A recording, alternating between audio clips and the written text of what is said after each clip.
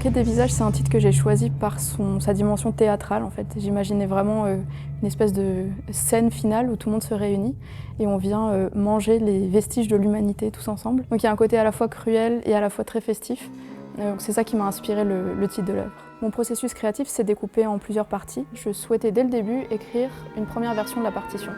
J'avais vraiment cette envie d'être l'auteur, enfin l'autrice de ce premier jet et de ne pas tout de suite me laisser influencer par ce que j'allais pouvoir construire avec l'IA, comment les vocaux allaient venir ensuite impacter cette matière. Dans un deuxième temps, nous avons lancé une collecte de vocaux pour demander aux gens du coup leur participation sous forme de messages enregistrés, donc des audios complètement anonymes, dans lesquels ils transmettaient leurs peurs et leurs désirs.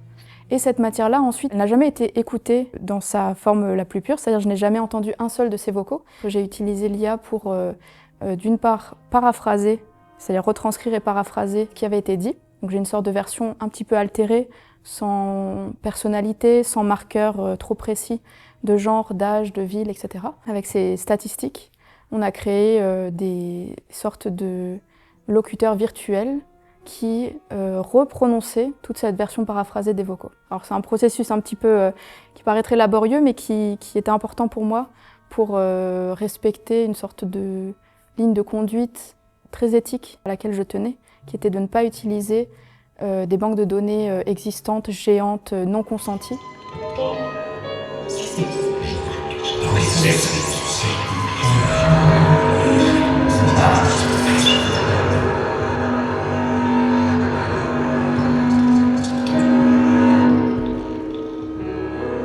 Donc on est parti de ce corpus de messages vocaux pour générer toutes ces voix synthétiques. Et ça nous a permis de travailler sur une voix assez plastique, qui est tout le temps changeante, qui est tout le temps ambiguë. On ne sait jamais si c'est un homme, une femme, ou une personne ou une autre, etc. S'il s'agit d'une voix réelle ou d'une voix synthétisée, s'il s'agit plus d'un effet électronique, ou il y a beaucoup de moments où elle semble émerger de l'électronique et repartir. À la fin, ça donne une sorte de matière vocale dont on ne peut pas clairement percevoir les contours.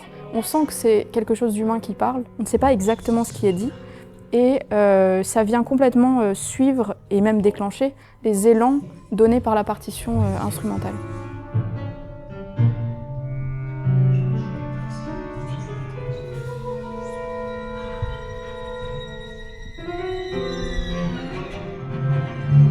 Le risque de travailler avec une matière vocale, quand on travaille avec un ensemble purement instrumental, c'est de créer une sorte de séparation des deux mondes. Une des premières choses qu'on a souhaité, c'est de les placer dans un même espace, quelque chose de très frontal, pour qu'il y ait une fusion qui puisse se créer de manière assez naturelle.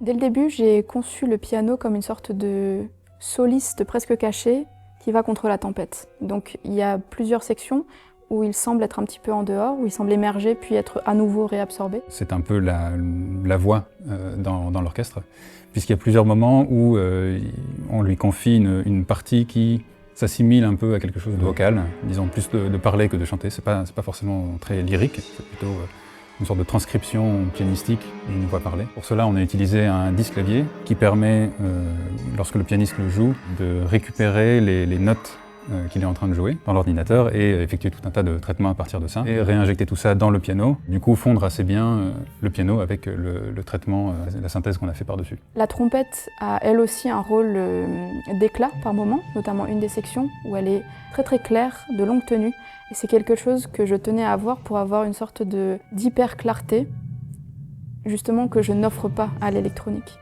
Et donc je voulais créer ce contraste. C'est une section notamment où la trompette et le piano sont tout seuls et l'électronique est en constante métamorphose. On entend des voix qui n'arrêtent pas de changer de timbre et c'est quelque chose qui me plaisait, que j'avais envie de développer.